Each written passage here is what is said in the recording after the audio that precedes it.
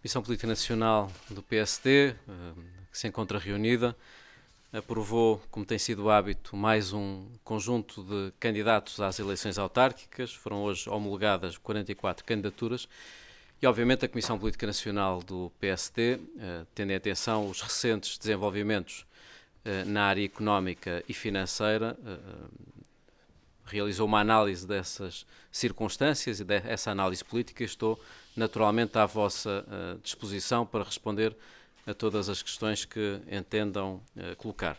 Começava então por lhe perguntar, a notícia que está a marcar agora este final de dia de um eventual regresso aos mercados. António José Seguro já veio dizer o que é que fez o Primeiro-Ministro mudar de ideias. O PSD está em condições de responder a isso? Bom, não deixo de verificar com alguma perplexidade essas declarações do líder do Partido Socialista, mas acho que é importante que se possa enquadrar essa notícia do regresso aos mercados num contexto mais vasto que traduz um momento de viragem das nossas perspectivas económicas e financeiras. Os desenvolvimentos dos últimos dias, seja na colocação de uma dívida de 18 meses com bons resultados na semana passada, 2,5 mil milhões de euros, com um juro, uma taxa inferior a 2%. Seja o anúncio do Sr. Ministro das Finanças de que a execução orçamental de 2012 ficará dentro dos limites previstos de déficit orçamental. A circunstância de o Banco de Portugal ter apontado para o final de 2013, ainda neste ano, portanto, a inversão da nossa situação económica e um crescimento da economia em 1,3% em 2014. E ontem a iniciativa que o Governo tomou de solicitar apoio para a extensão das nossas maturidades dos nossos empréstimos, de forma a podermos regressar de uma forma mais eficiente aos mercados, esses dados, em conjunto com este anúncio de uma operação de colocação de dívida no mercado, traduzem um momento de viragem da nossa situação económica e financeira e que é importante sublinhar. Mas isso não acontece por acaso. Ao contrário do que o líder do Partido Socialista possa fazer crer aos portugueses, isto resulta de uma estratégia que se verificou acertada. Há 2 anos atrás, o país viu-se confrontado com a necessidade de, pela terceira vez na sua história, pedir ajuda externa para encontrar uma fonte de financiamento, um empréstimo, que fosse mais eficiente do que as taxas que estávamos a pagar no mercado. Durante os últimos 18 meses, o Governo concretizou uma estratégia que passava, por um lado, por cumprir as metas orçamentais num quadro de consolidação orçamental que tinham sido identificadas ainda pelo anterior Governo e negociadas com a Troika, e, por outro lado, realizar um conjunto de reformas estruturais para superar um conjunto vasto de problemas estruturais que nos têm impedido de crescer durante a última década, que foi considerada uma década perdida. O objetivo dessa estratégia era a de, o mais depressa possível, conseguir reconquistar a nossa plena soberania financeira e de podermos reconquistar a nossa liberdade de escolha política. Isso passava por conseguir regressar ao mercado, aos mercados, a um financiamento em mercado e não através dos empréstimos da Troika, ainda em 2013, e de conseguir concluir o memorando de entendimento até junho de 2014. Essa estratégia deu origem a, sabemos bem disso, a um conjunto muito alargado de sacrifícios que foram pedidos aos portugueses, mas também a resultados que foram positivos ao nível da nossa credibilidade externa, com 6 avaliações positivas por parte da Troika, ao nível da nossa redução da despesa pública a níveis nunca conhecidos desde 1974. Foi possível em 2 anos reduzir a despesa pública em 13 mil milhões de euros, o déficit primário em mais de 6,3%, aumentar as exportações, equilibrar a nossa balança comercial, reduzir os juros, encontrar algumas possibilidades de flexibilidade do nosso memorando de entendimento, seja nos juros, seja nas próprias metas orçamentais. E foi em resultado dessa estratégia e desses resultados que foi possível que Portugal, em nome dessa estratégia e desses resultados, tivesse ontem solicitado uma melhoria das suas condições de financiamento, ou melhor, a melhoria das condições de pagamento da dívida, para podermos regressar ao mercado o mais depressa possível.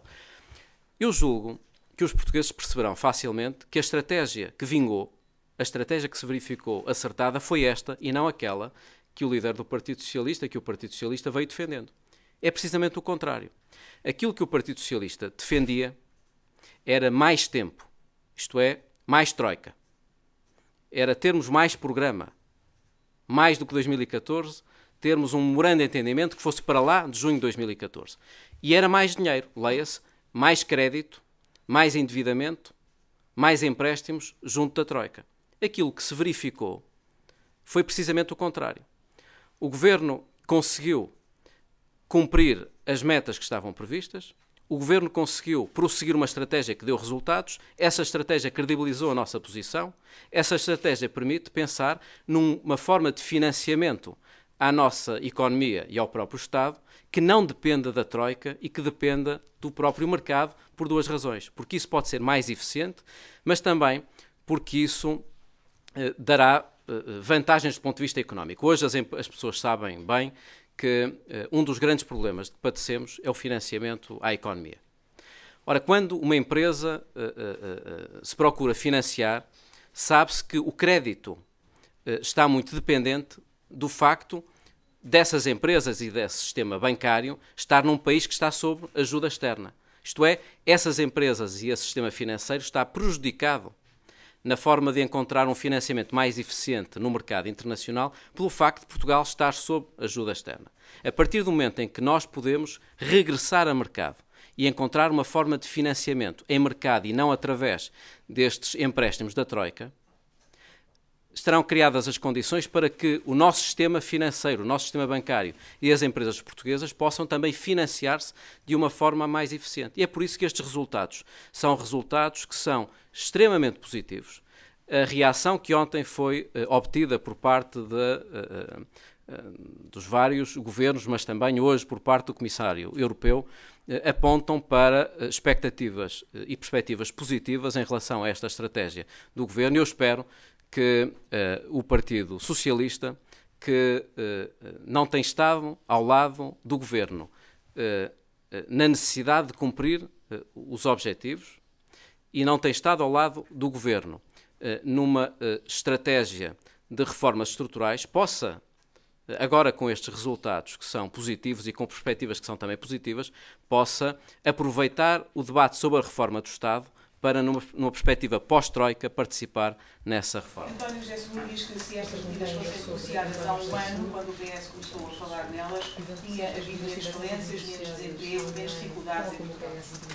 Há, de facto, aqui um enorme equívoco que eu julgo que alguma coisa está errada para hoje toda a gente estar satisfeita com estes resultados e apontando a sua satisfação com os resultados a uma estratégia errada do Governo. Repara, aqui alguém se enganou hoje. Nas conferências de imprensa a que assisti hoje ao longo do dia,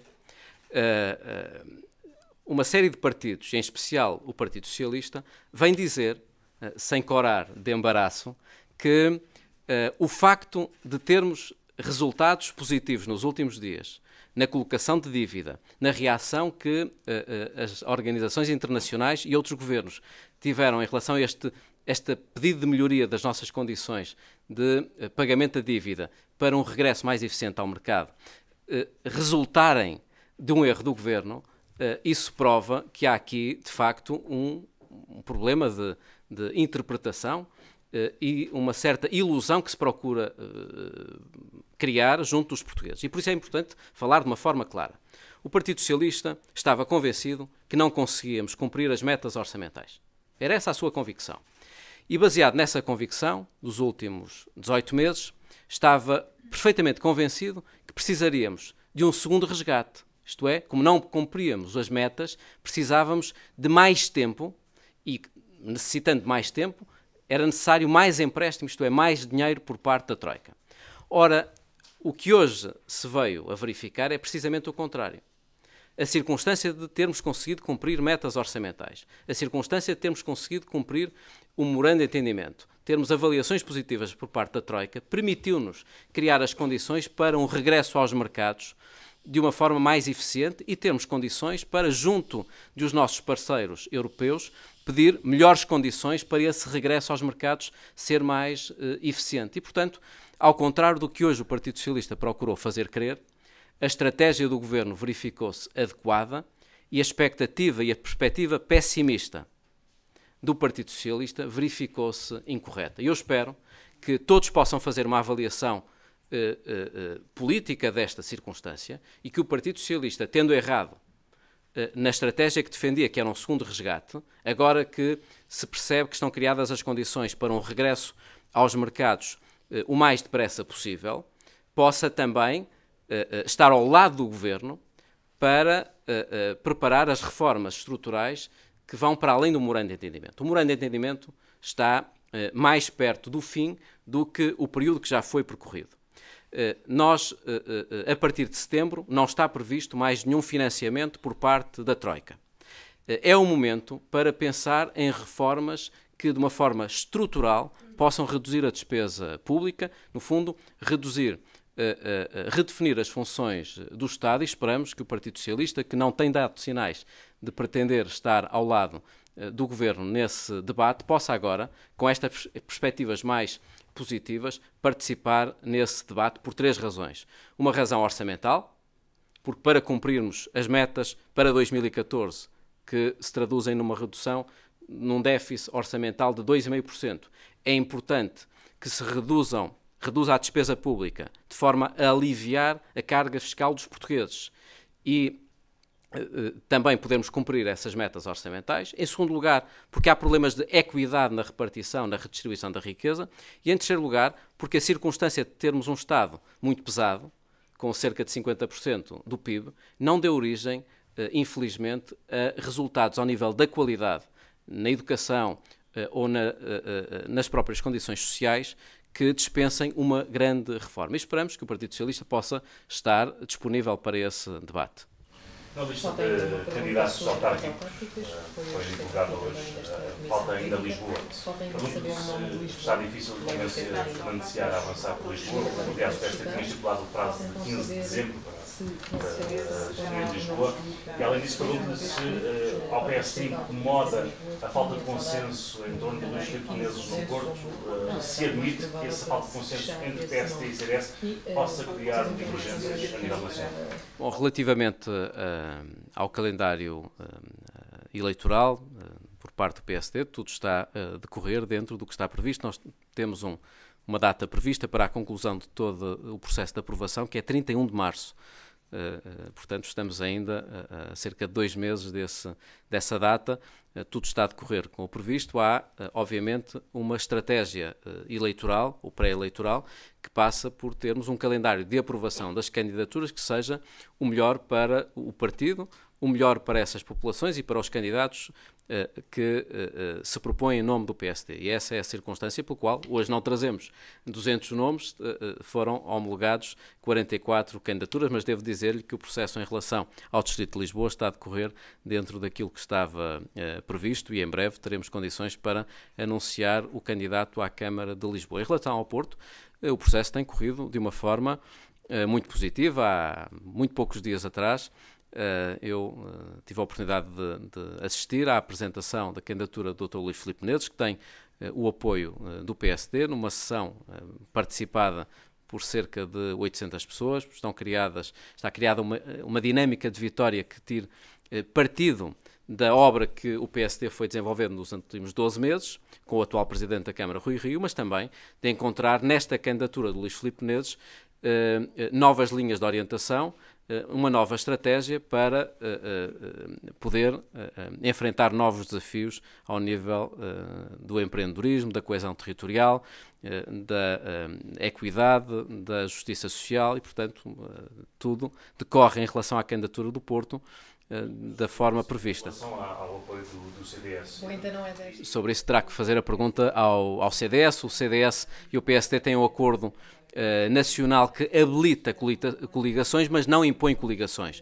A decisão sobre as coligações é realizada de uma forma descentralizada por parte das concelhias e por parte das distritais, não há uma imposição nacional, seja no PSD, seja no CDS, que force esse tipo de entendimentos. Nós estamos muito convencidos de que haverá um número maior de coligações entre o PSD e o CDS do que há 4 anos atrás. Isso é normal, uma vez que estamos neste momento coligados no governo. Mas não existe uma imposição nacional para que num determinado concelho exista uma coligação. O poder local a decisão sobre o poder local é uma decisão que deve ser tomada muito próximo das populações e, portanto, são as comissões políticas de secção e distritais dos 2 partidos que estão a avaliar essas circunstâncias. Queria perguntar-lhe em relação a Faro se o PSD admite apoiar uma nova candidatura de Macário Correia. O Eugênio Macário Correia vai fazer uma declaração em relação ao seu processo judicial ainda esta semana. Eu, antes desse momento, que é neste momento o momento do engenheiro Macário Correia, não pretendo fazer nenhuma declaração, a não ser aquela que já tinha feito em agosto, que é, até à circunstância, até à existência deste processo e desta decisão do Tribunal Constitucional, o PSD tinha a intenção de apresentar o engenheiro Macário Correia como candidato às próximas eleições autárquicas, em resultado do trabalho importante que tem vindo a desenvolver e da personalidade que é nas áreas económicas, ambientais e sociais. A circunstância de existir um recurso, um processo no Tribunal Constitucional, levou a que o PSD tivesse, em agosto, dito que, em função dessa decisão, estaríamos em condições de apoiar a recandidatura do engenheiro Macário Correia. Eu julgo que o tempo, neste momento, é para ouvirmos o engenheiro Macário Correia. Posteriormente, o PSD, a Direção Nacional e a Distrital e a Conselhia terão a oportunidade de anunciar a sua posição. Ainda em relação a autárquicas, confirma uma notícia que foi hoje avançada no Jornal Notícias e a propósito do Porto e de eventuais apoios dos sociais-democratas à candidatura de Rui Moreira, que esses militantes poderão ser expulsos caso apoiem outras candidaturas? Eu não quero entrar em discussões sobre questões eventuais. Nós não sabemos sequer se esse candidato ou pré-candidato será candidato. Não sabemos se as personalidades que aparecem citadas como possíveis apoiantes acabarão por ser apoiantes. Acho que não faz sentido estarmos a fazer um autêntico processo de intenção, que é dizer se alguns eventuais apoios vierem a verificar-se um eventual candidato, poderá ocorrer uma eventual sanção disciplinar. Acho que não faz sentido estarmos com esse tipo de discussão. Esse tipo de discussão será feito a posteriori. Nós estamos, obviamente, empenhados na candidatura do Dr. Luís Filipe Menezes e existe um amplo apoio no PSD do Porto em relação a esta candidatura, mas sinto também na própria cidade. Eu queria perguntar como é que o PSD está a gerir o risco que existe dos candidatos que já cumpriram os 3 mandatos se voltarem a candidatar noutro município, se essa candidatura vier a ser retirada por um tribunal. Como é que o PSD está a gerir esse risco? Bom, nós fizemos uma avaliação política e jurídica dessa circunstância. É conhecido, o PSD tem a interpretação há muito tempo, que é aliás partilhada com um número alargado de responsáveis também do Partido Socialista que estiveram envolvidos na própria redação da lei, de que a limitação de mandatos não é um castigo ao autarca, é uma imposição ao prolongamento do exercício de funções na mesma autarquia para limitar eventuais riscos de dependências ou de menor concorrência e competitividade das candidaturas. A Comissão Nacional de Eleições veio corroborar essa nossa interpretação, isto é, que os autarcas têm uma limitação de poderem recandidatar-se no mesmo concelho, mas não um outro concelho, na medida em que no outro concelho não existem esses riscos de dependência e de perpetuação do poder. A Comissão Nacional de Eleições veio confirmar esta nossa posição, que não é apenas do PSD, é também uma posição que me parece ser aquela mais consensual no próprio Partido Socialista. É em função disso que estão a ser aprovadas as candidaturas. Mas deixe-me dizer-lhe, porque isso é relevante, que dos 82 presidentes de Câmara do PSD que não poderão concorrer ao mesmo concelho, penso que menos de uma dezena serão candidatos a outros concelhos. Portanto, estamos a falar de um conjunto muito limitado de autarcas que, desses 82, que optarão por concorrer a outros concelhos. Desculpe, eu compreendo que não quero ainda falar sobre possíveis apoiantes de Rui Moreira, até porque ele não avançou propriamente, mas Marco Almeida já avançou em Sintra. O partido já sabe que sanção é que ele vai ter por concorrer contra o candidato oficial do PSD? O Dr. Marco Almeida, pelo que sei, não oficializou a sua candidatura. Houve